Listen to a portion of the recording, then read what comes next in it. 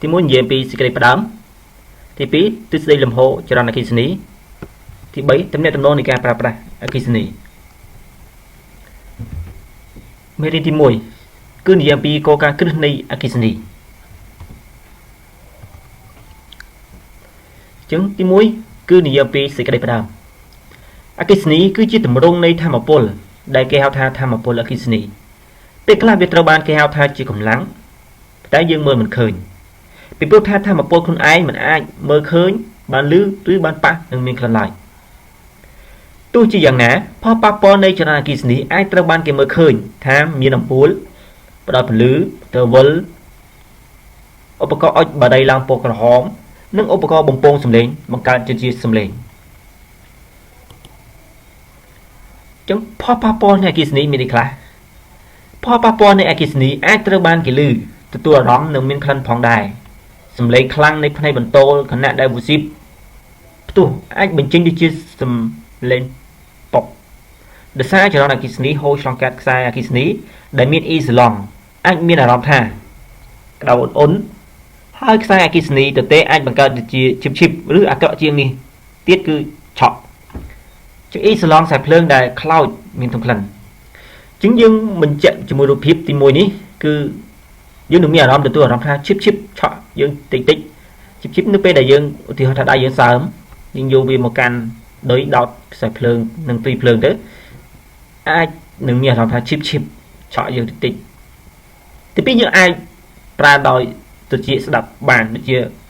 មានផ្នែកបន្ទោលឬក៏ផ្គរលាន់អីហ្នឹងហើយគឺជាផលរបស់អគ្គិសនីដែលវាកើតឡើងពីធម្មជាតិដែលយើងអាចស្ដាប់ឮដោយដូចជាយើងផ្ទាល់យើងអាចមើលបានដោយ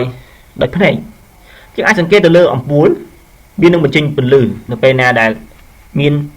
ចរន្តអគ្គិសនីរត់ឆ្លងកាត់វាបង្កើតដូចជាពន្លឺអាចដោយក្លិនដោយច្រមុះយើងអាចដឹងដោយច្រមុះបានថាអូមានចរន្តអគ្គិសនីរត់ឆ្លងកាត់ដោយពេលខ្សែភ្លើងផ្គប់ជួបគ្នាទៅ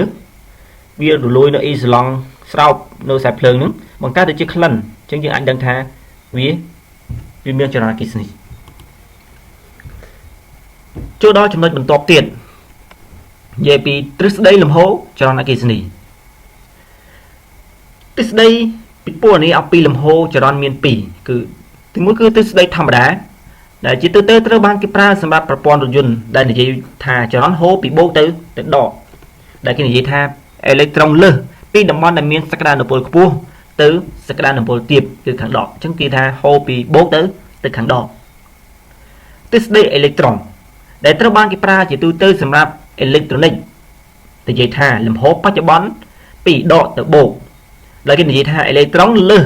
បណ្ដាលឲ្យតំបន់នៃសក្តានុពលអវិជ្ជមានខាងដកហ្នឹងនឹងហូរឆ្ពោះទៅតំបន់ដែលខ្វះអេឡិចត្រូនដែលជាតំបន់សក្តានុពលវិជ្ជមានខាងបូក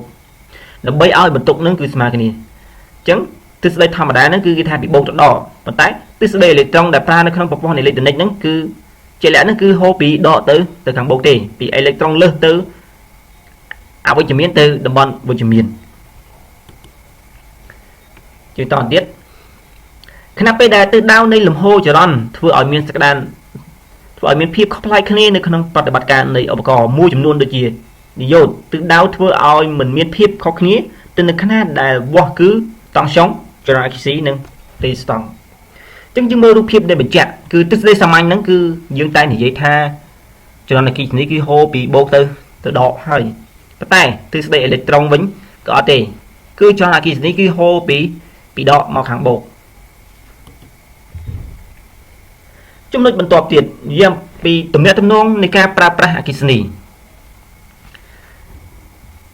ចឹងអគ្គិសនីមិនអាចត្រូវបានគេវាស់នៅលើជញ្ជីងឬក៏វាស់នៅលើធុងបាននោះទេគេអាចយកជញ្ជីងឬក៏ធុងអីមកវាស់អំពីចរន្តអគ្គិសនីបាននោះទេ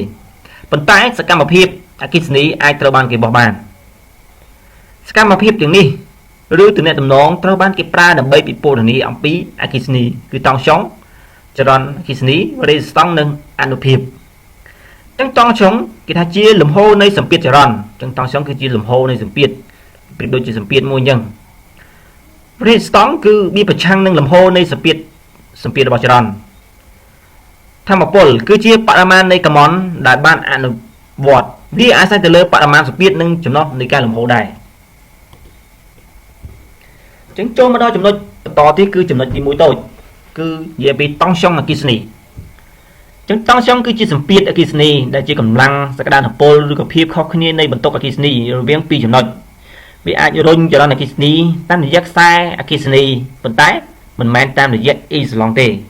ចឹងវាអត់រុញតាមអ៊ីស្លង់ដែលស្រោបទៅលើទៅលូខ្សែភ្លើងទេ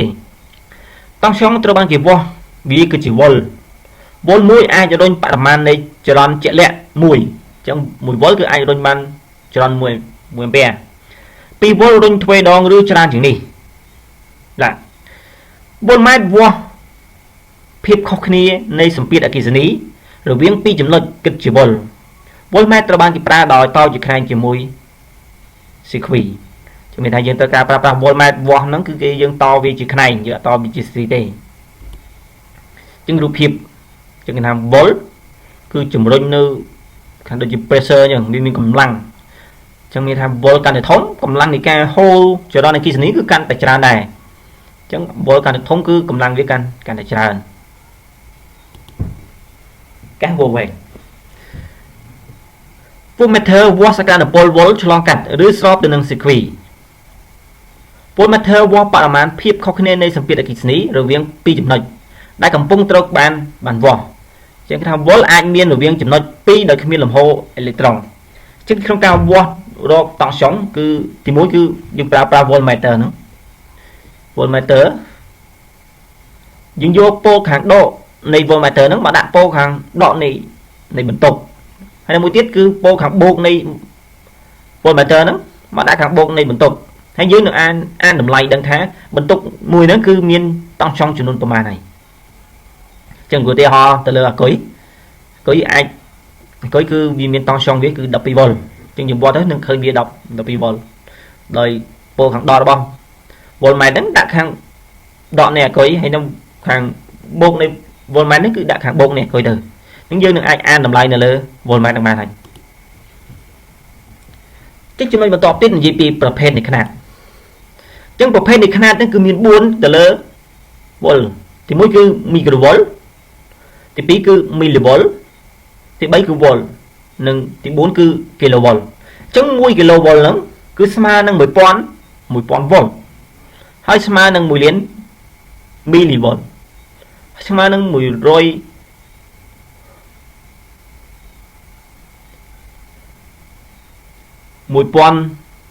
លានមីលីវ៉ុលអ